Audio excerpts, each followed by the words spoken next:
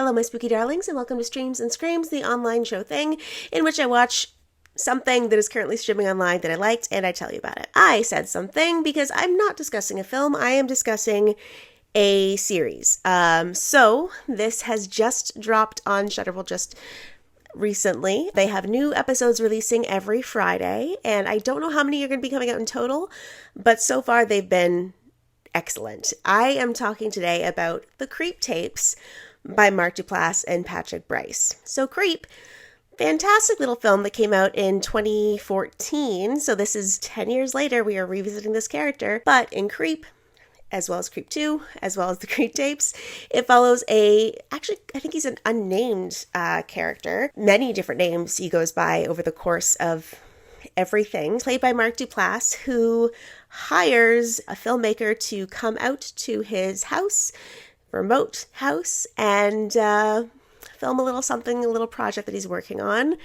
Of course, things don't go as expected, maybe as we expected, but things don't go as expected for the filmmakers, and they encounter a very harrowing evening. Just delightful. So Patrick Brice and Mark Duplass first created this found footage gem back again in 2014. It's a perfect way to continue the character 10 years later, because really once we've gotten used to the twist, the gimmick, the character idea, the structure of Creep as a film, there's only really so far you can go with that as a feature. So attacking it from the perspective of a series of tapes that we have from this character's collection is such a brilliant way to be able to pull in different stories, different characters, different scenarios, different murders, and do it in a way that is always fresh and fun and exciting. These are really just bite-sized stories.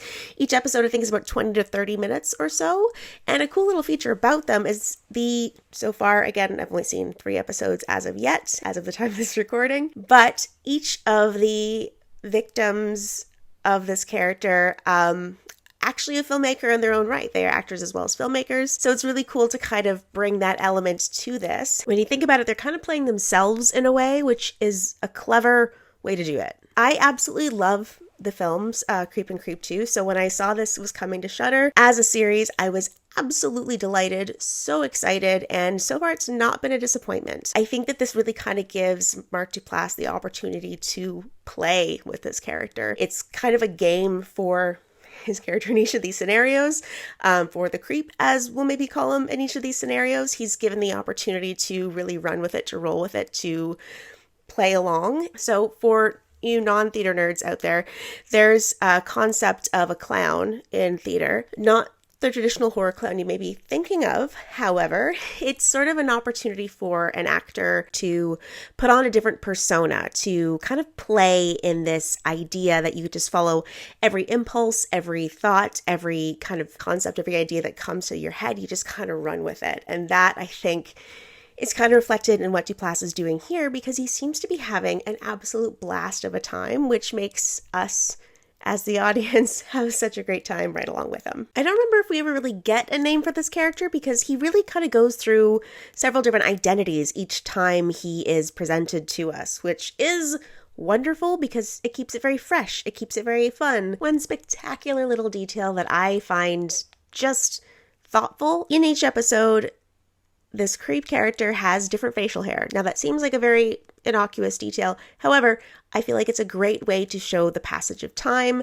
Also notable that in every episode, he's in a different locale. So it does keep it feeling fresh. You don't feel like you're just seeing a different angle of the same story. Every time he's here, he has a different presentation, both personally and in his background, which says a little bit about the character, I feel.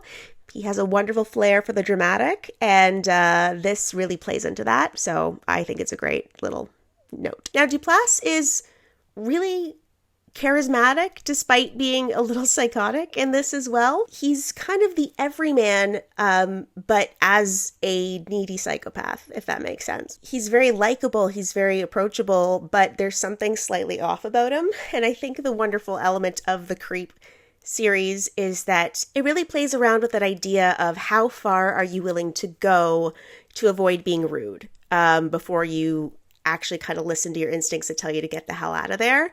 And by then, is it too late? And in this series, repeatedly, yes. So I think that's such a wonderful way to explore this character, because this is kind of what he's all about. He's someone that lures you in with the promise of some sort of interesting something. He has this wonderful charismatic air to him that really kind of makes you trust him, but there's still something ever so slightly off under the surface that makes him not entirely trustworthy. But who doesn't like to get paid? So how long are you going to stick around to try and get that money?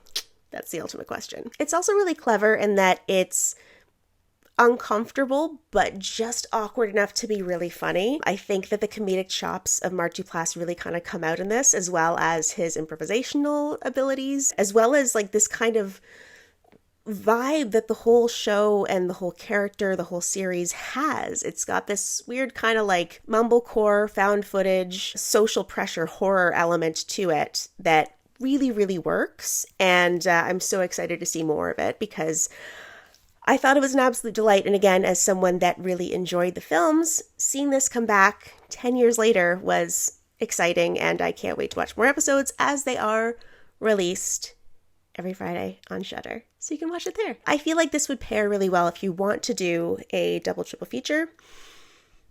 Just watch Creep and Creep 2. 2014 and 2017 respectively. Watch those and then watch this, and you're going to have just a wonderfully weird evening. It's so great to see Peach Fuzz back, and I will have his song stuck in my head until the day I die. So thank you for that. But yeah, enjoy the Creep Tapes on Shudder. New episodes every Friday. As of this recording, there are just 3 episodes, so that's all I've seen. But again, so far, so good. Excited to see more. And that's it for me. Thanks. Bye.